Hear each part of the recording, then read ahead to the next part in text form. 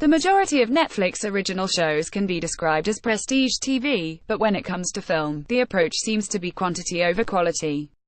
With Deadpool 2 hitting cinemas, here's the 10 best films starring Ryan Reynolds. Indeed, the Ing service has premiered nearly 100 exclusive movies since 2015, and yet barely any of these have made the slightest impression on subscribers.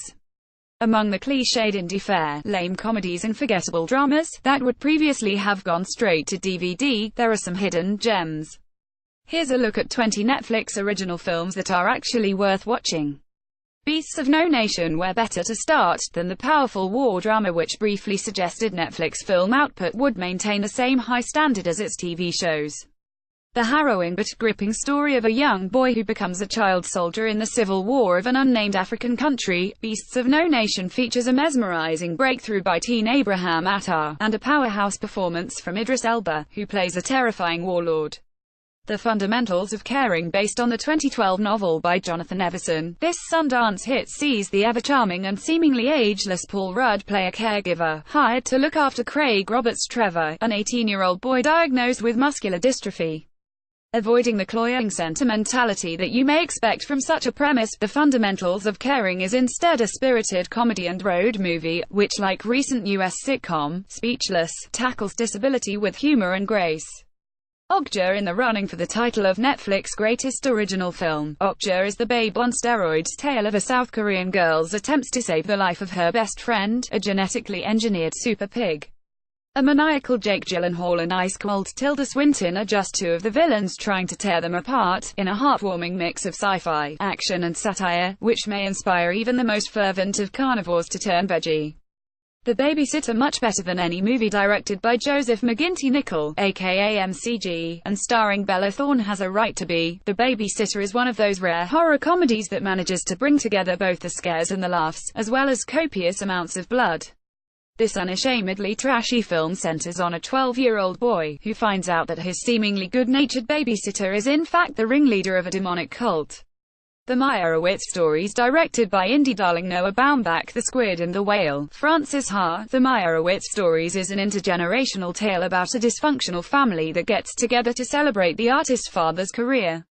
Despite the presence of Emma Thompson, Dustin Hoffman and Ben Stiller, it's the critic's punching bag Adam Sandler who steals the show, with a remarkably reined-in performance that proves he should play it straight more often. I Don't Feel at Home in This World Anymore. Best known for his leading role in indie thriller Blue Ruin, Macon Blair proves he has even more talents by taking the director's chair for this Sundance hit. I Don't Feel at Home in This World Anymore stars Melanie Lynskey, as a depressed victim of burglary, and Elijah Wood as her obnoxious neighbor. The two team up to play detectives, only to find themselves way in over their heads. Gerald's Game. Based on Stephen King's 1992 novel, Gerald's Game stars Carla Gugino and Bruce Greenwood as a married couple attempting to spice up their waning life with a visit to a remote lake house. Things take a dark turn when the playing gets a little too rough and the husband has a fatal heart attack, and the wife is still chained to the bed with no means of escape. The result is a claustrophobic survival story which may put you off anything remotely kinky for life. 1922 Gerald's Game. ISNT. Netflix only Stephen King adaptation worth watching, although chances are you will be less familiar with the source material here.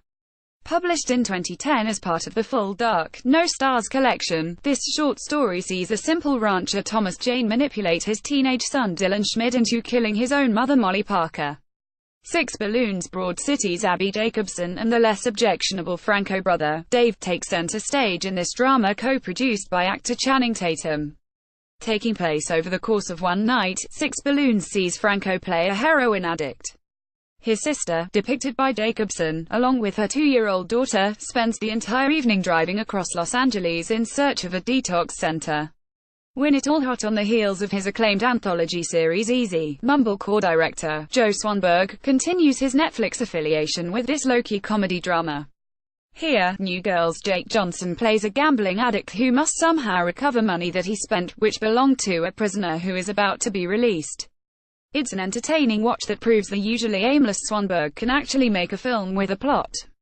The Incredible Jessica James. Starring Jessica Williams, The Daily Show, Noel Wells, Master of None and Lakeith Stanfield, Atlanta. The Incredible Jessica James boasts the coolest cast of all Netflix originals. Described as a cross between a rom-com, a buddy movie and a career girl comedy, the Sundance hit sees Williams play a feisty young playwright, who falls for Chris O'Dowd's dorky divorcee character, War Machine. But the most star-studded movie is undoubtedly War Machine, which features Brad Pitt as the real-life U.S. Commander Stanley A. McChrystal, alongside Tilda Swinton, Ben Kingsley, Topher Grace, Emery Cohen and Will Poulter, just to name a few. Despite the title and the presence of David Michôd, the director behind gritty crime drama Animal Kingdom, this is more of a dark satire than a straightforward war story. A futile and stupid gesture. Will Forte, Matt Lucas and Joe McHale are just a few of the modern-day comedy figures portraying old-school comedy figures, including Chevy Chase, John Belushi and Bill Murray in this biopic of writer Doug Kenney. Kenney was the man behind National Lampoon, the magazine that changed the face of comedy in the 70s, spawned numerous films and launched the careers of countless SNL stars. Pee-wee's Big Holiday. More than 25 years after his last big adventure, Paul Reubens has revived his iconic character, Pee-wee Herman, for this Wondery nostalgic special.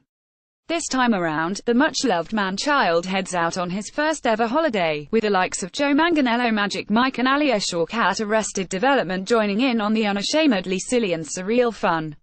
ARQ described as a dystopian Groundhog Day, ARQ stars Robbie Amell the Flash as an engineer forced to relive a home invasion on repeat, while protecting a new, invaluable energy source.